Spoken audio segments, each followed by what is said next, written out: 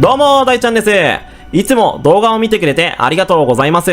X、Instagram、TikTok と活動の幅を広げておりまして、概要欄にも URL が掲載してあるので、よかったらフォローの方よろしくお願いします。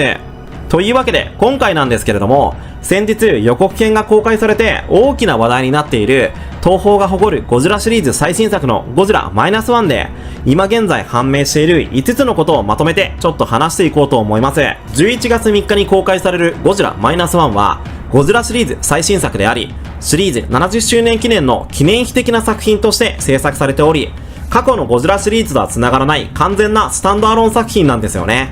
今作の監督を務める山崎隆さんは、何もかもを失った戦後の日本、そこに追い打ちをかけるようなかつてない絶望を与える存在を描く、そんな意味を込めてゴジラ -1 というタイトルは生まれました。そしてそのことを描くために恐怖そのものが歩いてくるかのように見えるゴジラの姿と、絶望に絶望を塗り重ねるような設定をスタッフともども作り上げてきました。僕が今まで作ってきた映画の集大成になっていると思います。そしてそれは劇場で見るのではなく、体験するにふさわしい作品になったと思います。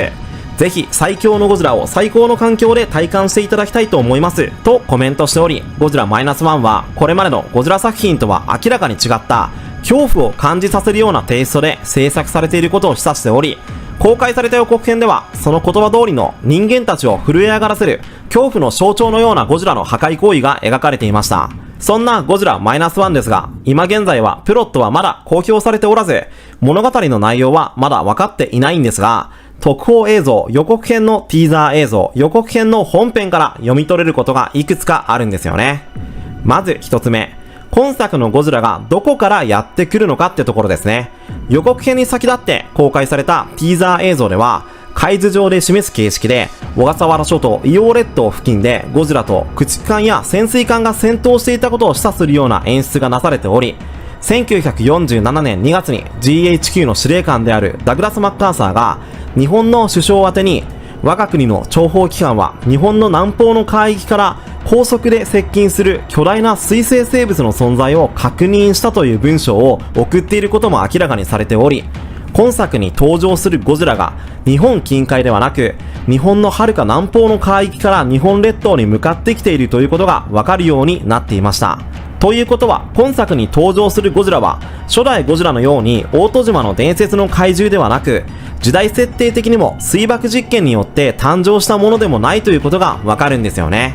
このことから今作のゴジラは1946年から実施されてきた核爆弾の実験であるクロスロード作戦によって誕生したのではという考察が出てきているんですが、そのあたりに関しては予想しかできないので想像するしかないんですよね。しかしながら今回のゴジラは少なくとも日本近海にいなかったということは明らかですね。二つ目、今作のゴジラは夕方に東京に上陸した後に日比谷、銀座、霞が関一帯を破壊してから海に一回戻るってことですね。予告編映像では吉岡秀隆さん演じる野田健二が被害状況の報告をするような会議に参加しているようなシーンが登場します。そのシーンでは左手に被害状況をまとめて記載してある箇所があり、そこに前述した3箇所が出てきています。そして予告編では主人公である敷島と大石がゴジラから逃げる場面が連続して描かれており、その過程で服部時計店の付近でゴジラを中心に巨大な爆発が巻き起こり、人々が巻き込まれる場面も登場するんですが、予告編特報で登場した服部時計店は半壊しており、その時計の針は17時半を指しており、それが劇中時間がその時間だと示唆しているんですよね。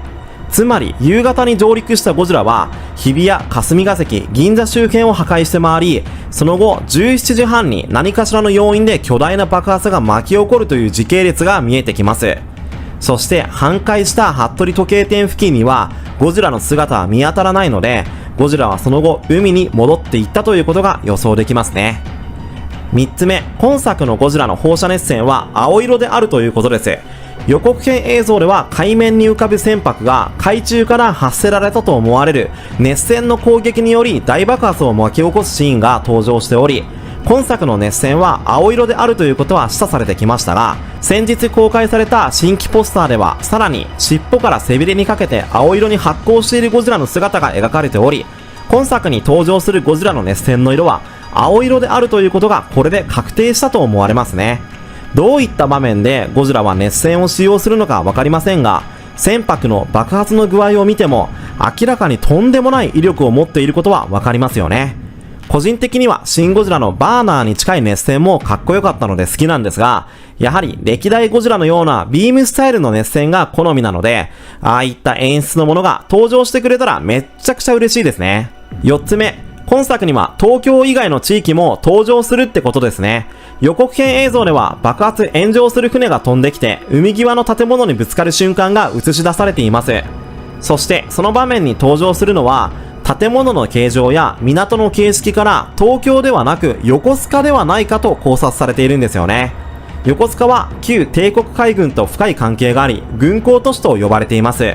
一般的に軍港都市とは海軍の鎮守府が設置された都市を指し、横須賀、佐世保、呉、舞鶴の4市が軍港都市と呼ばれています。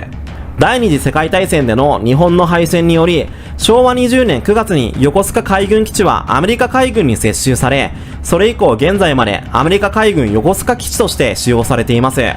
その横須賀が登場するかもしれないと考えたら、ちょっとどんな展開になるのかワクワクしてきますよね。